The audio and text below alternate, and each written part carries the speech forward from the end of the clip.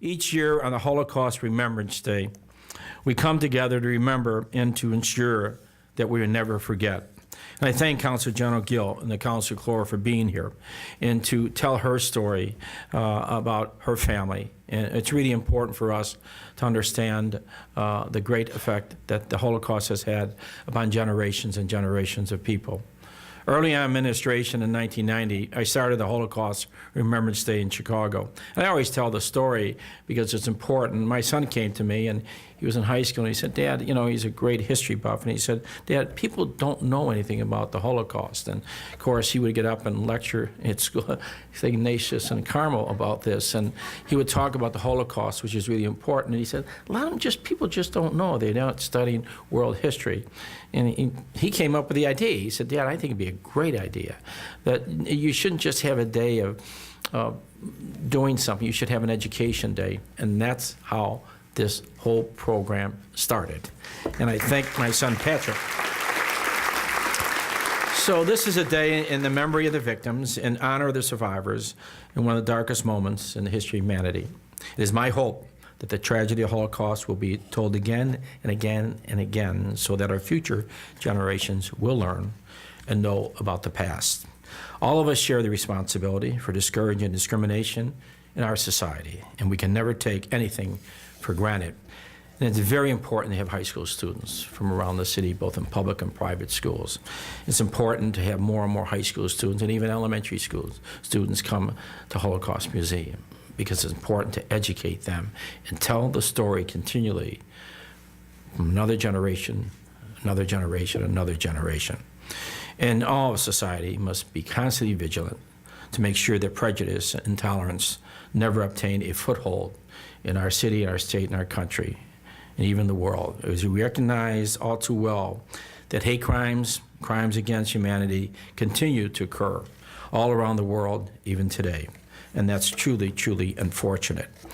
And the battle against discrimination and hatred, it exists around the world, and we know that.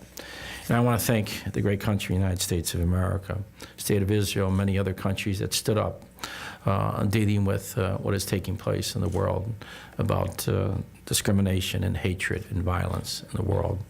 And we have many of the Consul Generals here have worked very closely with us in many of those issues concerning our city and the world. We never allow ourselves to forget that hatred and racism, left unchecked, will grow to monstrous proportions. I think we have the opportunity and constantly remind ourselves that we must put racial, ethnic, religious differences aside and work together to improve the quality of life of our city, regardless of anyone's background. And that's why it's so important for all of us on this day. But this is not, it's not just this day, it should be every day. It should be every day to remind ourselves of the Holocaust, especially for young people who are here to listen to Beatrice and to survivors and tell the story in their generations of family members about the Holocaust, and then to carry forward her memories and what she did with her life, her children, her grandchildren, her great-grandchildren. We cannot allow the Holocaust ever to fade in our history.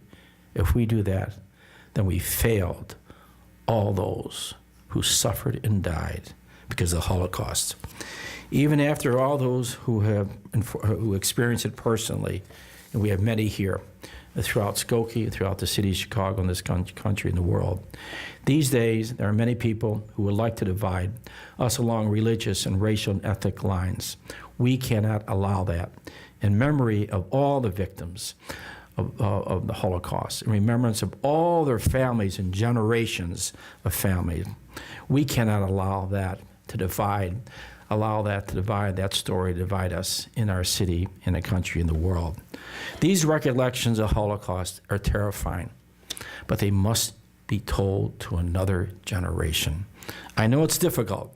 I know it must be very, very difficult for the survivors.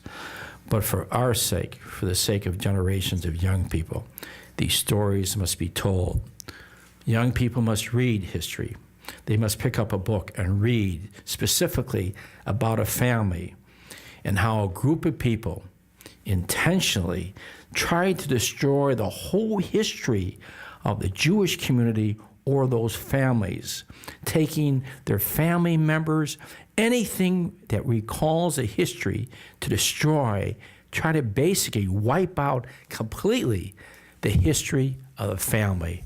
Now that is a story that must be told. These stories of Holocaust survivors unite us in respect for humanity and compel us individually and collectively to overcome intolerance and differences through learning. They remind us of the past we must never, ever forget, but they also provide us with a hope for the future. And that's why they affirm our belief in tolerance and our commitment to justice. And one person who stands up can make a difference in any community in this country, in the world.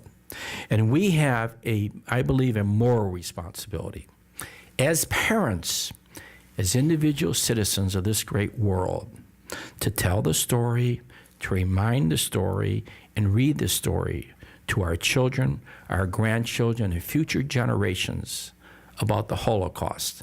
That should be embedded in all of us, and not just the Jewish community, but to everyone here in our city, in our country, in the world. I thank you for having not only the courage, but the belief of educating another generation. And I'm very proud of this Holocaust Remembrance Day, and mostly proud to have it here in this wonderful museum that means so much, not just to the Jewish community, but to all of us who have come to America to understand Holocaust Remembrance Day. And this day should not be one day, but every day in our lives. Thank you, and God bless you.